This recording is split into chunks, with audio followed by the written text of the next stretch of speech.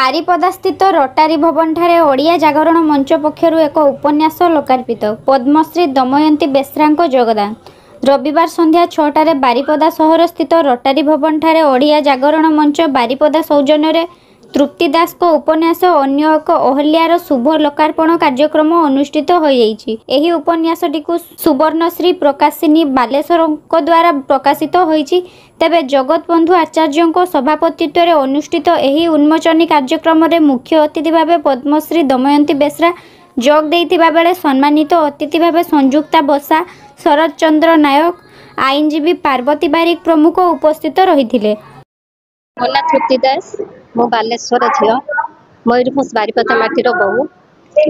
मुझे मोर प्रथम उपन्यास अन्य कहल्यार विषय वस्तु आपण मानक आज मु कहवाटा बहुत ठीक हम नहीं, किंतु मो मानस कन्या विषय आज आपण अल्प किसी कहीदेवी। तृतीयर पाषाणी अहल्या दिन अपेक्षा करते श्रीरामचंद्र को पाद धूली पड़े सी दिने पाषाणी देवी हेबे। मात्र मोर मानसक अहल्या जीवन सारा एते युद्ध करिछि, एते से जर्जरिता हेछि, से अपेक्षा करी से भगवान को डाकिछे, भगवान मते तुम्हें पुणी से पाषाणी कर दियो। तेणु बेले बेले एमिति हुए, सहीबार भी गोटे सीमा थाए। जेतबेले सही न पारे सामान्य कंचटी भी खोलपा भीतर पशि जाए। मो मानस कन्यार भी सेमिति अवस्था होइछि।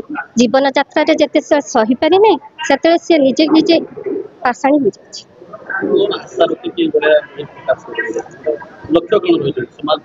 बहुत भी सेटा पढ़िले अपन माने जानिबे।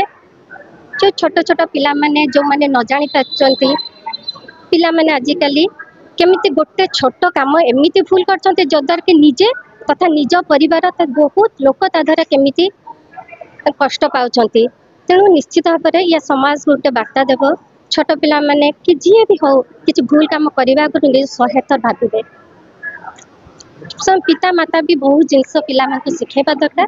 भावुछि बोध भी मोर उपन्यास निश्चित भाव में किसी सुंदर वार्ता समाज को देव।